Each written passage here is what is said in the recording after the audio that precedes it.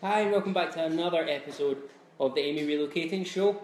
I am your host for today, Blair Simpson. I am the digital media and marketing executive here at Ami Executive. So we're doing it on a Thursday because tonight we're nominated for an award. We're nominated for a few awards actually at the Glasgow Business Awards. And a couple of weeks ago we were at the Inspiring City Awards and we couldn't do it the next day due to a technical difficulty. Now, how much of that was a technical difficulty and how much of it was so many staff hung over that we couldn't quite work out the technology, I'm not sure. I'll leave that for you to decide. But we decided the Thursday might be a safer option this week. So, again, our teleprompter is still in the mail, but we'll get one soon enough. So this week, we're talking about Toronto.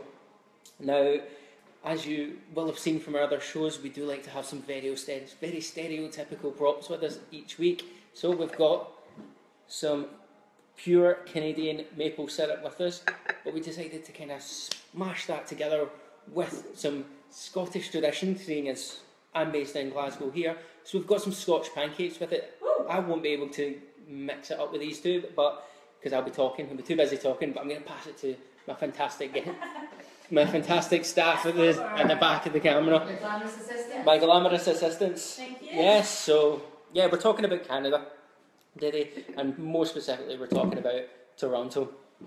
So Toronto is Canada's largest city and it actually has a population of almost 5.6 million people. And actually the greater Toronto area, so the sort of towns and the outskirts of it, actually brings that up to over 6 million residents. So it's a massive city, absolutely massive. It's actually the 5th largest city in North America. The only cities that are actually larger than it are, and I've got a list of them, Mexico City, New York, Los Angeles and Chicago. So they're quite different multinational cities as well, and Toronto definitely fits the mould of that as well because it's one of the most multicultural cities in the world.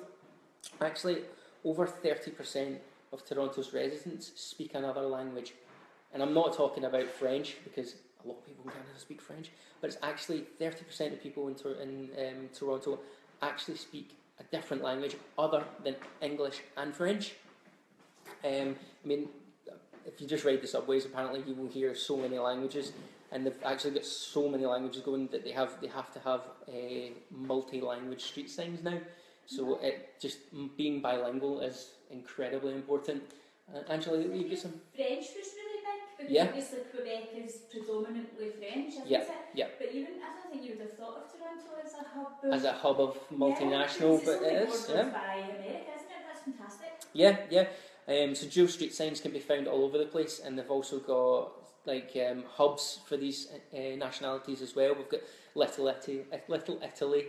It's a bit of a tongue teaser, I'm trying to say it quickly. Little Italy, Little Portugal, and Chinatown, of course. I'm trying to think if I know any words from any of those languages. No. That's Spanish. That's Spanish. Spain. I do know. Prego, that's Italian. Mi chiamo Angela. What's that? That's my name. Well, obviously, but what language? Italian. Prego's Italian as well, I know that. But despite all this massive amount of people, you definitely won't struggle for a place to stay in Toronto because they actually have over 35,000 hotel rooms. It's unbelievable. Which is incredible. Yeah. And no Amy yet? Can you believe that? And no Amy. Wow, and no Amy. That's what they need. No more hotel rooms, more Amy. More apartments. Exactly. So with these many people moving around within the city, they have to have a strong transportation system in place. And the Toronto Transportation Commission actually runs an underground subway system, which is very highly respected. And they've got streetcars, they've got buses, they can get you from uptown to the waterfront for a minimal fee, something like $2 Canadian dollars. $2 Canadian. And they've also got... I'm going to ask you something that you might not know, I'm really sorry, but is Canadian dollars the same? No, it's not the same, but is it the same exchange rate as American dollars? I'm not sure. You guys have Google? Let's find out. Not sure, but we'll find out for you. So where was I? You've lost me. Yeah, and if you're looking to get around somewhere very quickly, they do have licensed taxis, and they also have Uber. And they also have Uber. Yay. They do. Uber does. I love the Uber. Uber does operate within the city. Yeah. So there's some great quotes, two great quotes about Toronto that we found today, and both of them involve New York. So we found that. Now I have to say these quotes haven't been attributed to someone, so if they're you, let us know. So apparently Toronto is just like New York, but without all the stuff. And also Toronto was just like New York, but if New York was run by the Swiss. That's my favourite one. I'm not sure what that means, but I like it. As opposed to New York currently being run by what, Donald Trump? No. It's like New York, but without Donald Trump. That would be pretty good. Yeah. I have the answer. Okay. $1 Canadian dollar is equal to $0.76 US dollar. There we go. Yeah, that's an interesting fact. Fact Thursday, because normally say Fun Fact Friday, but it's not Friday, it's Thursday. Feels like Friday, it does. So yes, New York run by the Swiss. I think that's a compliment.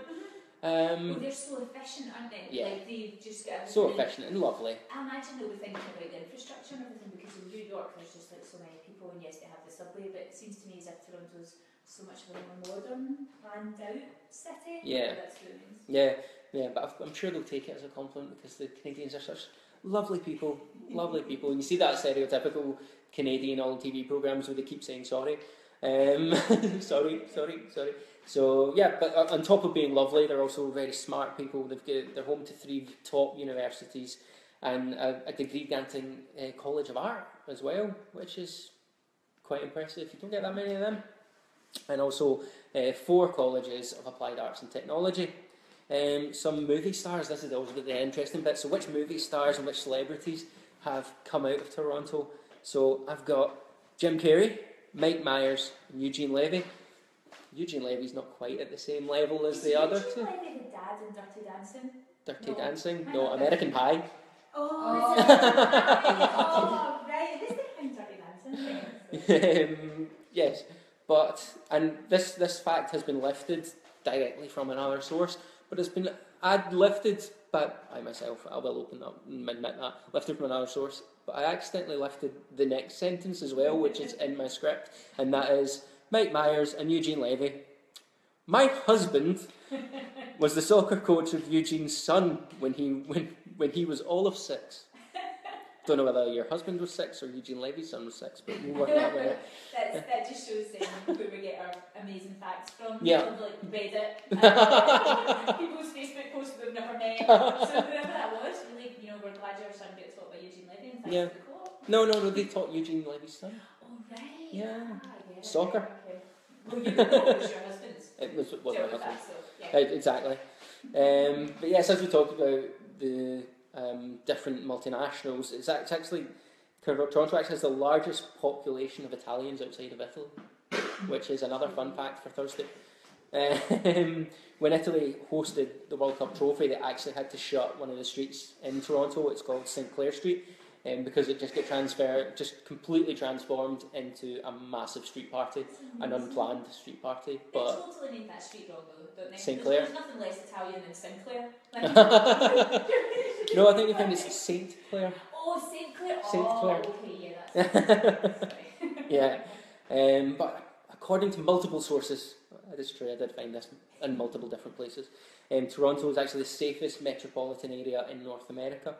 Toronto is actually a North American low of 78.4 violent crimes recorded last year, which is very, very low when you compare it to the high, which was Detroit, but that was 2,122 compared to 78. Do you have figures for Glasgow there? I don't have figures for Glasgow. I'm sure we'll be able to find them out for next week. But there's also statistics that say that apparently 50% of the crimes performed in Toronto, they apologise afterwards. So yeah, that's I'm just kidding. Sorry, Canadians.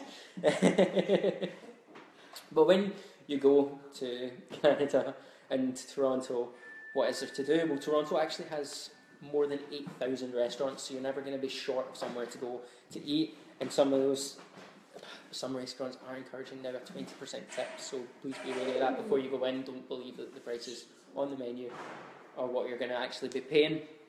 And our suggestion would be the St. Lawrence Market, which is one of Canada's top markets. The selection of food is apparently outstanding. I plan on going to check that out. Especially if you're opening an enemy there. Just, Yeah. 50,000 servants can do that. exactly. But if you go, be wary. If you go in July, don't go between the 28th or the 31st unless you're actually up for a massive party, because that's when the Caravana festival and parade is on, and that is wild. Just Google pictures of it. It is absolutely wild. It's the largest parade route, and one of the largest parade routes in the world. It lasts 3.6 kilometres. It's massive. So unless you're up for that massive party, if you look for a quiet time, don't go at that point.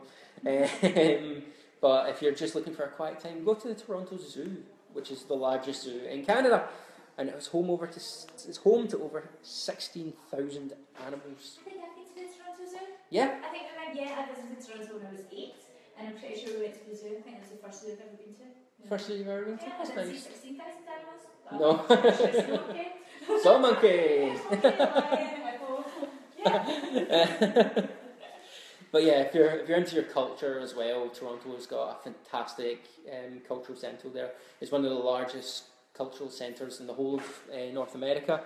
There's the National Ballet Company, the Canadian Opera Company, the Toronto Symphony Orchestra, Toronto Mendelssohn, I've not pronounced that right, I apologise, choir, as well as other loads of small theatres. There's so much based in Toronto that you're never going to struggle for anything to do if you're looking for that kind of stuff. And also there's loads of theatres that are kind of similar to the Broadway of New York as well. They've got their own kind of sort of take on that as well. So they've got their own kind of theatre district area, don't they? They do, yeah. And they do. Pardon me. So yeah, there's loads to do, and that's not even covering the kind of really stereotypical tourist attractions like the CN Tower, Niagara Falls. There's loads of that, but I won't cover that because you've got so much access to those. You just Google things to do in Canada, and all of that will come up. There's so much. And there's also loads of sport as well. Yes. I know you've been to see the Blue Jays. You've been to see the Blue Jays, yeah. Who are the Blue Jays? The Blue Jays are Toronto's baseball team, and they're actually pretty famous. Yep. Like, I think they're quite a kind of same as the Yankees. Mm. Like you've got people who live, on the other side of the world who support the Toronto Blue Jays. Kind of like same as Manchester United, the Yankees. They get quite an international brand. But we went to see it. The interesting thing about the home of the Toronto Blue Jays is it was the first stadium in the world to have a retractable roof. So that That's the impressive. roof can be put over, so they had it before Centre Court or Wimbledon and stuff, but yeah, that was pretty awesome.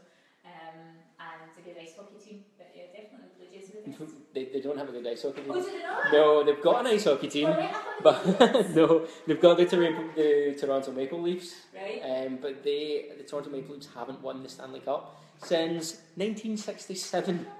They are quite widely recognised as one of the worst hockey teams in the world. But to be fair to the people of Toronto, the matches, despite the fact that they're apparently terrible, I've never been to see them, so I won't say that they are. They're apparently terrible.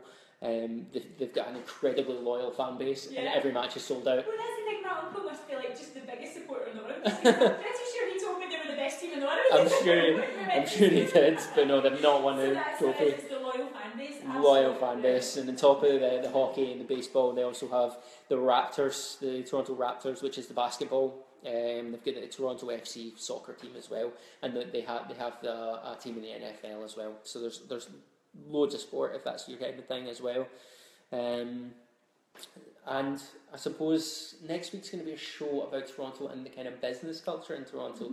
So I thought just to give you a taster of what we're going to start copying and start coming out with next week. So I've got a taste for the Toronto business economy as well. So there's the Toronto Stock Exchange, which is the third largest stock exchange in the whole of North America, and the seventh largest in the world, which is quite impressive. Yeah, that's quite impressive. Really, really impressive. Do you know, I didn't realise, sorry, this is totally off topic, I didn't realise Kuwait had a stock exchange and I went by it. No, really? Yeah, it just seems so random to see a stock exchange in the middle of the desert. Yeah. Yeah. I don't know, I just thought it was just like New York, London. I know. Every city in this one? Yeah. So Toronto is the seventh largest in the world. Wow. So that's great. That's good. If you're into stocks. Toronto ranks second as the world's most business competitive global city, which is awesome. Toronto ranks as the 12th most economically powerful city in the world, And that's based on a few things: the economic output, innovation, and its global economic power score, and its financial centre score. So the financial centre score having a very strong stock exchange will definitely give that the boost it gives that. But I think that's enough for this week, because we're going to cover that in depth next week. Is there anything else you guys would like to say before we wrap this one up? No, we're all good. Thank you for tuning in. And it will be next Friday. So look forward to seeing you guys then. Thank you.